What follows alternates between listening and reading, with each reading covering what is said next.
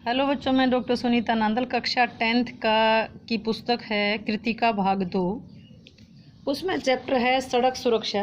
इसमें से एक प्रश्न आता है, और सड़क सुरक्षा जो है वो तो आपको वैसे भी पता होना चाहिए। सड़क सुरक्षा क्या है, आम जिंदगी का एक हिस्सा होना चाहिए ये।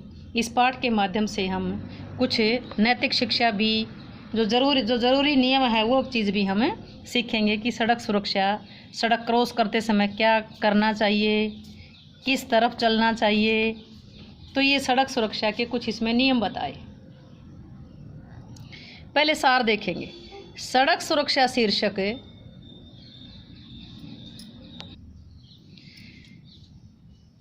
सड़क सुरक्षा शीर्षक पाठ में सड़क पर सुरक्षित रूप से चलने वाले नियमों के बारे में बताया गया। पाठ में कहानी के माध्यम से बताया गया कि शराब पीकर गाड़ी चलाने का क्या परिणाम होता है। कहानी के आरंभ में कहानी का नायक निखिल के लिखे गए उसके मित्र जतिन गांधी के पिता वेलू गांधी के पत्र का वर्णन किया गया। कहानी का नायक कौन है? निखिल। उसके मित्र कौन है? जतिन। और जतिन का पिता कौन है? वेलू गांधी।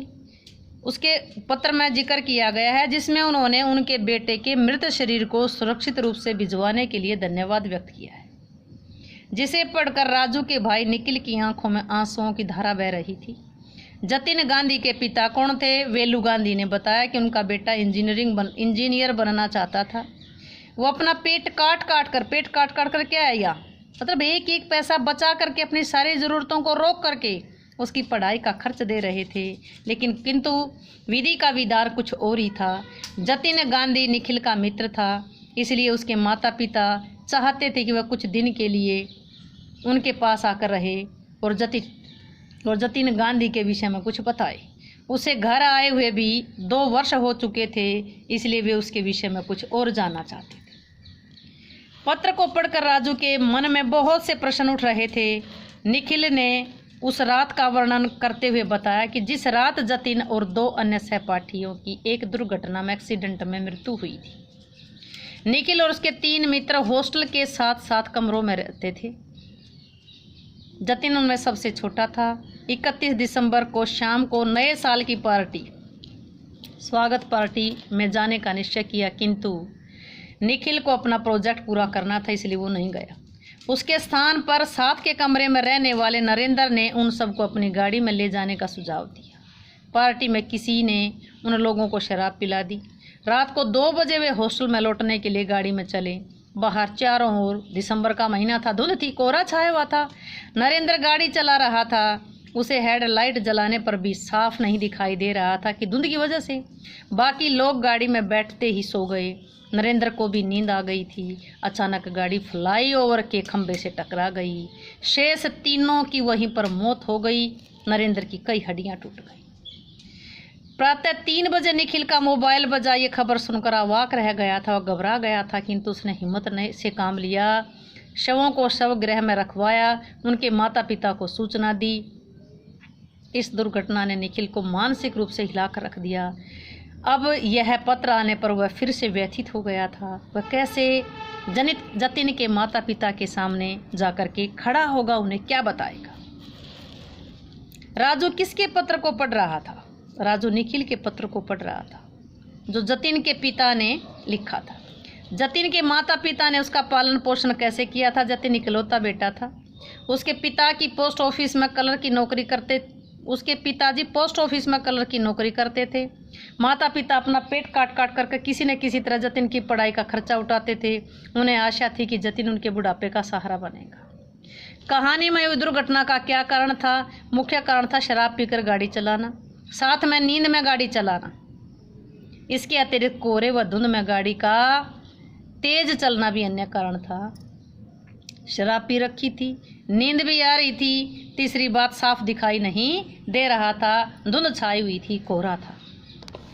इस कहानी से मिलने वाली शिक्षा और उद्देश्य अपने शब्दों में लिखो। कभी भी हमें शराब पीकर गाड़ी नहीं चलानी चाहिए। अनजान लोगों के बीच किसी प्रभाव में आकर शराब या नशे का प्रयोग नहीं करना चाहिए।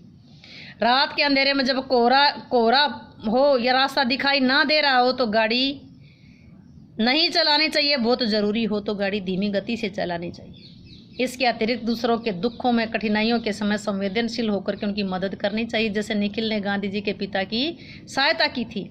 अतः स्पष्ट है कि ये कहानी उद्देश्यपूर्ण।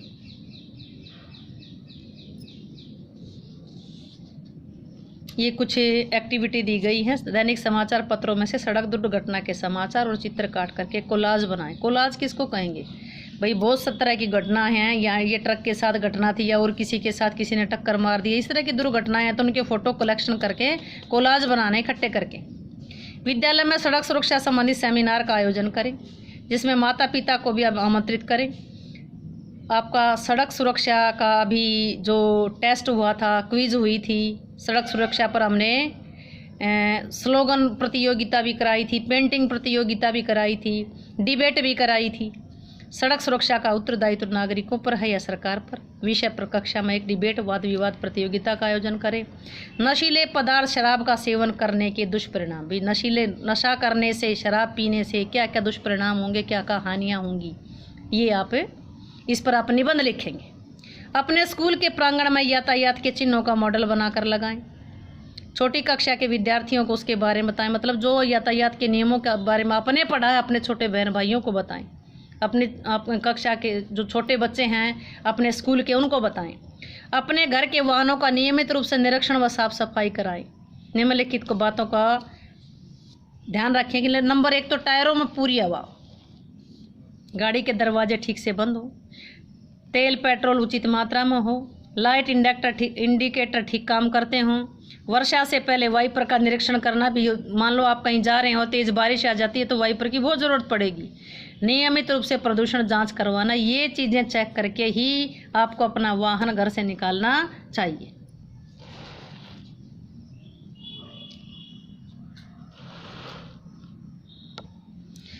निम्नलिखित शब्दों का वाक्य में प्रयोग किया। निधन क्या है? निधन का मतलब है जतिन गांधी का निधन, मृत्यु एक दुर्घटना में हुआ था, एक्सीडेंट में हुआ था। जीवन, मानव जीवन परंपरा परमात्मा की अमूल्य देन है। दुर्घटना, एक्सीडेंट यानी कि ध्यानपूर्वक गाड़ी चलाकर दुर्घटना से बचा जा सकता है। गति का मतलब स्पीड, हमें सड़क पर अधिक गति से गाड़ी नहीं चलानी चाहिए।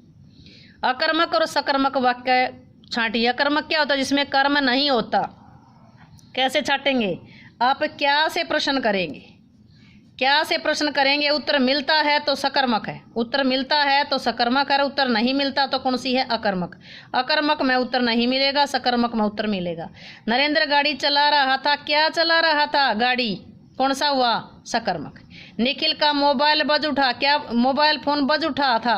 क्या बज उठा? क्या बज उठा? मोबाइल। सकर्मक। वे चारों जा रहे थे, वे चारों जा रहे थे, ये मतलब इसमें क्या से प्रश्न किया? क्या जा रहे थे? वे चारों उत्तर नहीं है यहाँ, यह अकर्मक है। गाड़ी उलट गई थी, क्या उलट गई थी? गाड़ी, ये सकर्मक है। वह सो रहा था, कौन सा है? ये अकर्मक है। तो वे चारों जा रहे थे, गाड़ी उलट गई थी, वह सो रहा था, ये अकर्मक है। बाकी जो बचे वो क्या? सकर्मक है। क्या से प्रश्न करके देखेंगे। समास बताना है। माता पिता, मैंने बताया था हाइफन हटाओ और लगाओ, द्वंद्व समास बनाओ। इसमें हाइफन आए, बीच में छोटे छोटे डैश आए। माता पिता, माता और पिता।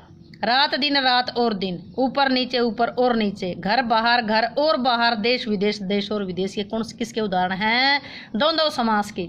एक छोटा सा नियम बताया था, हाइफन हटाओ और लगाओ, द्वंद्व समास बनाओ।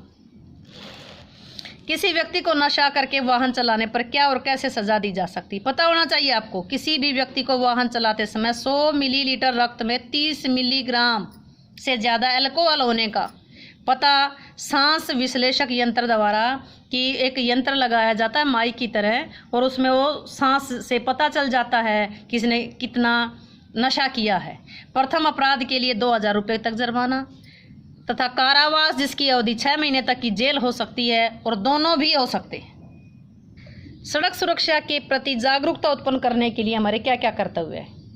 नंबर 1 तो निम्नलिखित कर्तव्य हैं कि गलत जगह पर गाड़ी पार्क करना, भाई बाकी को दिक्कत होगी। शराब पीकर गाड़ी चलाना, मोबाइल पर बातें करना, इन गलत बातों के परिणाम से अपने घर पड़ोस रहने लोगों के साथ बातचीत करना। सड़क पर क्रोध का प्रदर्शन, लोगों के साथ दुर्व्यवहार ना करना। ऐसी स्थिति में अपने ऊपर तथा परिवार के सदस्यों पर नियंत्रण रखना। दुर्घटना स्थल से बचकर निकलने की जगह उन्हें घायल लोगों की सहायता के लिए प्रेरित करना। मान लो आप कहीं जा रहे हैं, कोई एक्सीडेंट हो रहा है, तो वहाँ से भागने की बजाय उन लोगों की मदद करनी चाहिए। इंसानियत सबसे बड़ा धर्म है।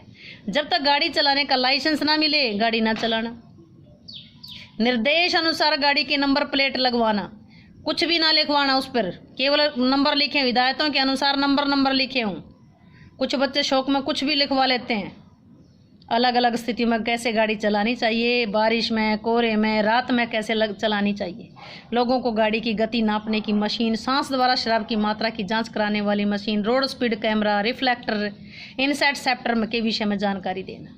नशीले पदार्थों के सेवन व सड़क दुर्घटनाओं के दुष्परिणाम के बारे में बताना। सड़क सुरक्षा के नियमों विनियमों का पालन न करने से क्या दंड मिल सकता है, इस पर चर्चा करना।